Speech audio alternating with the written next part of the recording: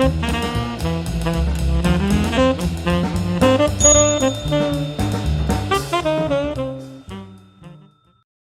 everybody, my name's Paul Murphy and I've got a passion for hats. Hi, today we're going to talk about hat blocks, and this is a hat block that you've seen in one or two of my videos. It's one I bought on an internet auction site to use as a practice block. And what I did was I bought it blindly, to be honest with you. I didn't know what the sizing was or anything.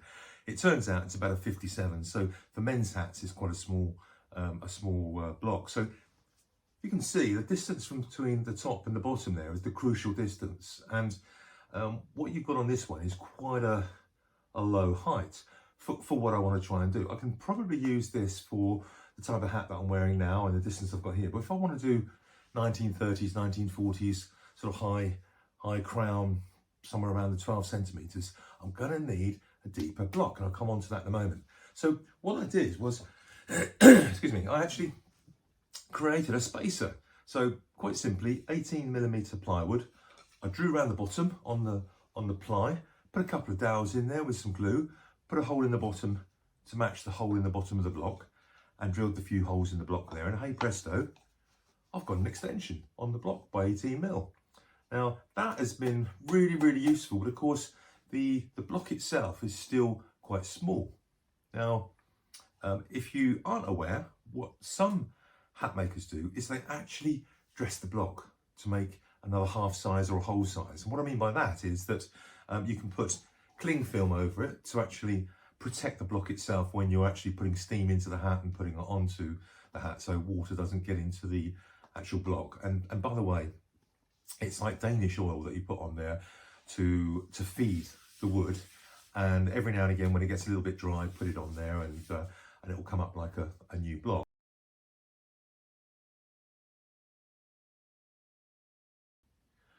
So this one has been quite a small but useful block. I've used it to stretch out the hats that I bought in for renovating, and it's been good because it's been quite loose, and I've been able to put it on there and stretch it down and heat it up, and it's not really affected it too much. And I've got a hat stretcher, one of the traditional ones. Again, it's wooden and mechanical, so that has been very good, the tandem of the two in helping me so far. However, I want to make my own hats, so we've been working on our new hat range and new ideas for that, and of course I've had to order some blocks.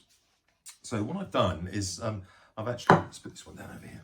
I've actually gone to a company that I researched on the internet, spoke to a few other hatters about, and it would appear that Luton is, in the UK here, is the mecca, if you like, for, or has been for many, many years, for making hats and making hat equipment. And I went to see a company called Boon Lane, and it was fantastic. I've got some photographs of Boon Lane, and I'll put them on here in between this part and the next of the video.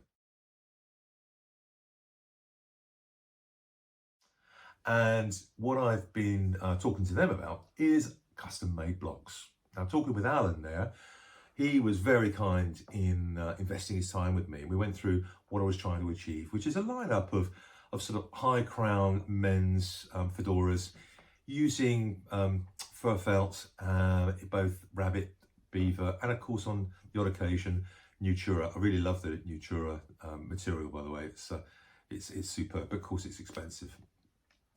So what we came up with was the idea of extending the block in terms of its height, and if I needed to reduce it, then I could do the other way. I could take a board of 18mm ply, put this block onto the board, cut out the circle, and drop the actual crown inside, and that would reduce the block by 18mm.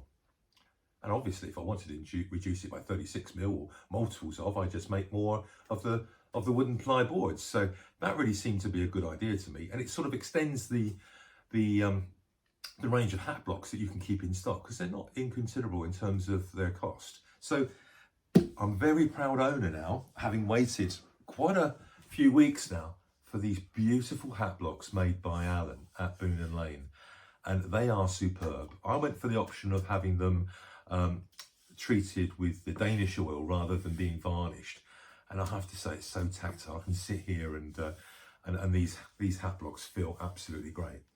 Now, what they do on the reverse is they put the 3 holes, and they're for your fingers or for hat block stand. Go in the middle, and clearly there you go, you've got something to work on. And I've got a pole coming out of my my workstation where the block can actually sit on the pole, and lo and behold, I can turn the block round to work with the sanding when you're sanding the actual hats, and when you're pulling down on the raw flares or caplins and stretching them over the block.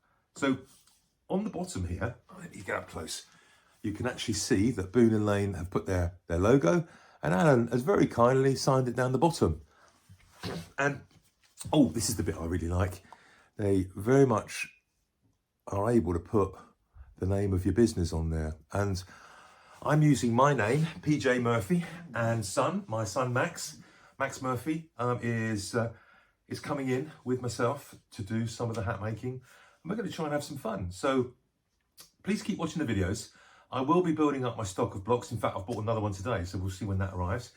And I'll be pleased to show you some of the first hats that we actually make off of these blocks.